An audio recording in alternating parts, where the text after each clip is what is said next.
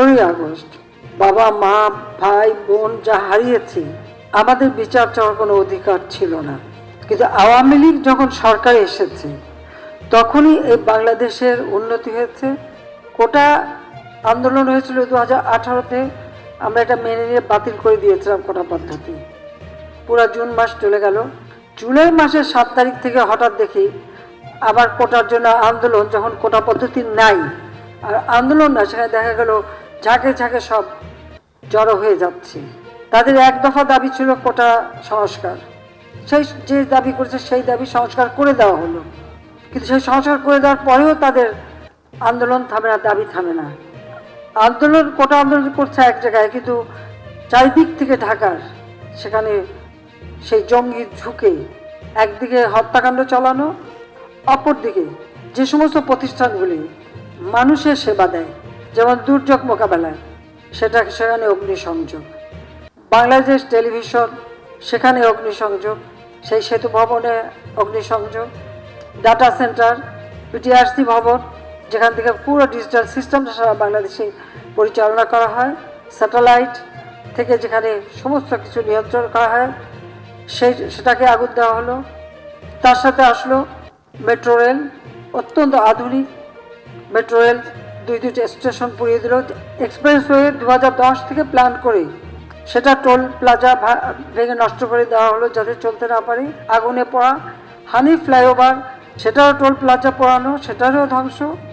অর্থাৎ আপনারা একটা জিনিস লক্ষ্য করেন যে ঠিক মানুষের সেবা দেওয়ার জন্য যে কাজগুলি, সেই জায়গাগুলিতেই কিন্তু আঘাতটা হানা হয়েছে। সিটি কর্পোরেশনের ময়লা ফেলার যে গাড়িগুলি, সেগুলি পুড়িয়ে দেওয়া হলো। আজকে কত মানুষের জীবন গেছে। আর সেই সাথে সাথে পুলিশ হত্যা করে, শুধু হত্যা না, কীরকম বিভৎস দৃশ্য আপনারা দেখেন যে হত্যা করে তাকে ঝুলিয়ে রাখা হলো, পা বেঁধে উপর থেকে মাথা নিচু করে, এবং পুলিশের উপরে আক্রমণ। কত গাড়ি পুড়িয়ে দেওয়া হয়েছে। র্যাবের গাড়ি চালাচ্ছে, তাকে যেভাবে মারায়, বাড়ি বাড়ি ঢুকে ঢুকে কোথায় পুলিশ আছে পুলিশকে মারতে হবে, আর আওয়ামী লীগ কোথায় থাকে তাকে মারো।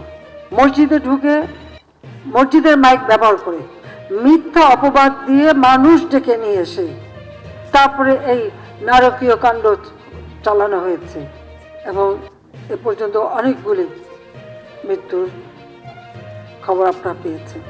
বাংলাদেশে আসার পর থেকে আর 75-এর পর থেকে তো আমরা শুধু লাশের মিছিলই পাচ্ছি, দেখছি। এবারেও প্রায় 200-র উপর মানুষ মারা গেল। দোতলা বাড়ির মধ্যে জানলার কাছে ছেলেটা, তার গুলি লেগেছে, বলে হেলিকপ্টার থেকে গুলি লেগেছে। আপনারা বলেন হেলিকপ্টারের গুলি ঘরের মধ্যে ঢুকবে কিভাবে? আর সেই গুলি ঢুকে কিন্তু দেওয়ালের যে ফুটো করে দিয়েছে। সেখানে তদন্তের জন্য লোক গেছে, তারা দেখে তো সেখানে হেলিকপ্টার দিয়ে গুলি করলো কীভাবে। যখন পুলিশ আটকা পড়লে, যখন বিটিভিতে এখানে আগুন দিচ্ছে একটার পর একটা, আমরা হেলিকপ্টার থেকে সেখানে পানি দিয়ে আগুন নেভাবার চেষ্টা করছি, কারণ ফায়ার ব্রিগেড যেতে পারে না। আমার সব থেকে আধুনিক ফায়ার ব্রিগেডের যে গাড়িগুলি সব পুড়িয়ে দিয়েছে, মানুষগুলিকে মেরে তাড়িয়ে দিয়েছে। তখন বাধ্য হয়ে হেলিকপ্টার থেকে আবার পানি দিয়ে সে আগুন নেভাতে চেষ্টা করলাম। সেই সময় আবার অনেক জায়গায় পুলিশ আটকা পড়লো, তার নিচে আগুন দিয়ে দিয়েছে, পুলিশ উপরে ছাদে বসে আছে, খবর দিল, আমরা হেলিকপ্টার দিয়ে তাদের উদ্ধার করলাম। শুধু পুলিশ কেন, অনেক জায়গায় বিভিন্ন বিল্ডিংয়ে যে সমস্ত কর্মকর্তারা আটকা পড়েছে, আমরা হেলিকপ্টার দিয়ে দিয়ে তাদেরকে উদ্ধার করেছি। একটা জিনিস গেলে আবার গড়ে তোলা যায়, কিন্তু একটা জীবন গেলে, প্রাণ গেলে তো আর ফিরে পাওয়া যায় না।